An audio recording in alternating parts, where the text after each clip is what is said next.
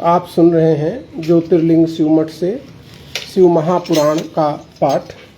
आज विद्येश्वर संहिता का 5वां अध्याय आप सुनेंगे।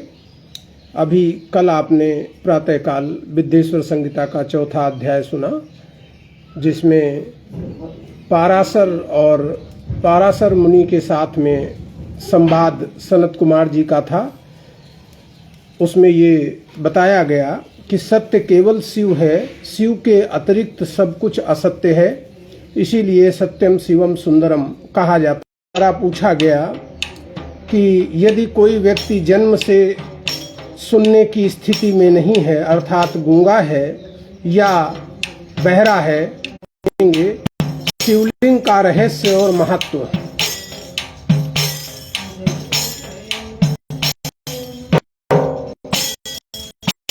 श्रवण मनन कीर्तन का साधन यदि कोई ना कर सकता है, तो ब्रह्मा जी उत्तर देते हुए कहते हैं, अगर कोई जन्म से ही सुनने की स्थिति में नहीं है, अर्थात बहरा है और वाणी भी नहीं है उसको भगवान के द्वारा प्रदान की गई, अर्थात गूंगा है, तो वो किस प्रकार से भगवान के मोक्ष को प्राप्त कर सकता है। श्रवण मनन कीर्तन का साधन यदि कोई ना कर सकता है, तो शिवलिंगम की स्थापन पूर्ण करता है।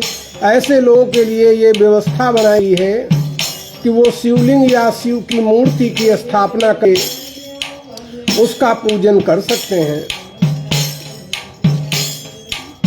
बिना वंचना छल अपनी शक्ति भक्ति क्षमता के साथ ले जाकर शिवलिंग मूर्ति पर अर्पित करता है धनराज। बिना किसी छल प्रपंच के यदि कोई गूंगा या बहरा व्यक्ति अपनी शक्ति और अपनी भाव के साथ में यदि शिवलिंग की ऊपर या शिवलिंग की मूर्ति के ऊपर अपनी समर्थ के अनुसार धनराशि अर्पित करता है और समर्पित होकर भगवान को पूजन करता है, उत्सव मनाता है और जप आदि में लग जाता है, या वस्त्र गंध दीपक व्यंजन धूप पुआ पुष्प आदि भोज्य पदार्थ यदि भगवान को समर्पित करता है, पूजन करे समर्पित होकर उत्सव रचे क्षेत्र मठ में, गोपुर मंडप तीर्थ आदि में पूजन करे लगे जप में, वस्त्र गंध दीपक व्यंजन बहु धूप पुआ पुष्पों के साथ। भोलेनाथ को क्या पसंद है? वस्त्र अर्पण करना भोलेनाथ को बहुत पसंद है। उनको सुगंधित द्रव्य इत्र आदि अर्पित करें तो वो बहुत प्रसन्न होते हैं। दीपक अर्पित करने से बहुत प्रसन्न होते हैं। बहुत प्रकार के व्यंजन यदि हम भोलेनाथ को अर्पित करते हैं, उनको धूप दिखाते हैं, उनको पुआ अर्पित करते हैं या उनको पुष्प अर्पित करते हैं, भांति भांति के नैवेद्य अन्न हम अपने हाथों से जब भोलेनाथ को अर्पित करते हैं तो उन्हें श्रवण मनन और कीर्तन का फल पूरा मिल जाता है। और यदि आपकी सामर्थ्य हो तो आप छत्र ध्वजा चामर जैसे राजोपचार भी कर सकते हैं। करे समर्पित छत्र ध्वजा व्यंजन चामर जो राजोपचार, अर्पित कर शिवलिंग बेर पर जो करते हैं मंत्रोच्चार, जो प्रदक्षिणा नमस्कार कर यथाशक्ति जप करता है, आवाहन से आरंभन और विसर्जन तक भक्ति करता है। शिव पूजन इस तरह करे जो श्रवण मनन कीर्तन से ही, शिवलिंग बेर विधि सम्मत पूजा करता जो बन कर दीन। इसके आगे ब्रह्मा जी कहते हैं कि कितने ऐसे सिद्ध हो गए हैं जिन्होंने केवल शिवलिंग की उपासना करके धर्म अर्थ और काम सभी को प्राप्त कर लिया और अंत में भव सागर से पार हो जाते हैं। कितने ऐसे सिद्धि हुए जो लिंग बेर साधन करके, लिंग का अर्थ है शिवलिंग और बेर का अर्थ है भगवान भोलेनाथ की मूर्ति।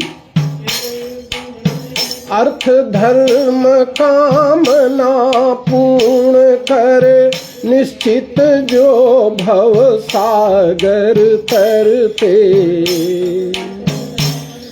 तो ऋषियों ने पूछा, हे महात्मन मुझे ये बताइए कि सारे देवों का पूजन तो केवल मूर्ति में ही होता है, मगर भगवान भोलेनाथ का पूजन लिंग और मूर्ति दोनों में क्यों होता है? मूर्ति में ही हरदम सब देवों का पूजन होता है, शिव का पूजन बेरलिंग दोनों में क्यों होता है? सूत जी ने उत्तर दिया, आपने बड़ा पवित्र प्रश्न पूछा है, इसका उत्तर तो मैं भगवान शिव के शब्दों में ही दे सकता हूँ। जो मैंने अपने गुरु के मुख से सुना उसी का अक्षर सा वर्णन करता हूँ। इस संसार में ब्रह्म मात्र शिव ही है, इसी कारण वो निर्गुण भी कहे जाते हैं।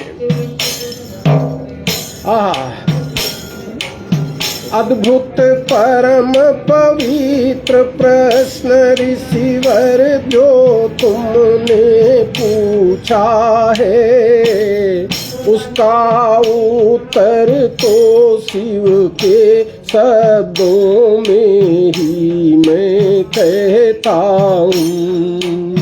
जो गुरु मुख से सुना उसी का अक्षर सा वर्णन करता, मात्र ब्रह्म ही शिव है, इस कारण ही जग निष्कल कहता। उसके आगे की कथा कहते हुए सूत जी कहते हैं, प्राचीन काल में ब्रह्मा और विष्णु के बीच में एक संग्राम हुआ था, तो बीच में प्रकट होकर के भगवान भोलेनाथ ने युद्ध विराम किया था।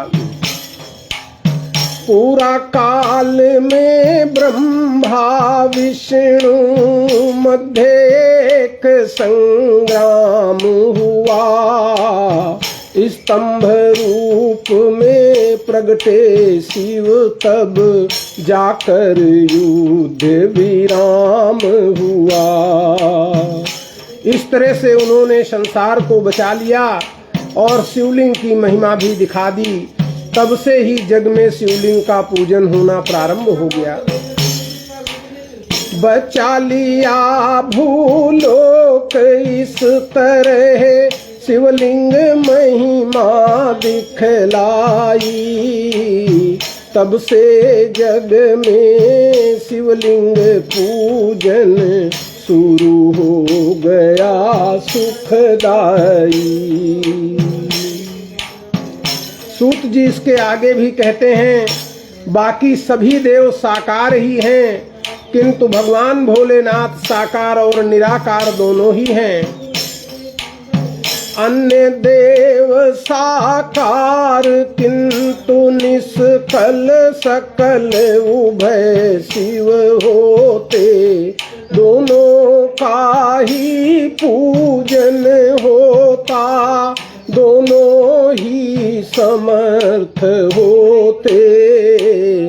निष्कल कहलाने के कारण लिंग रूप पूजन होता, और सकल होने के कारण बेर रूप पूजन होता। निष्कल कहलाने के कारण ही उनका लिंग रूप में, निराकार रूप में लिंग में पूजन होता है, और साकार रूप में उनका पूजन मूर्ति के रूप में होता है।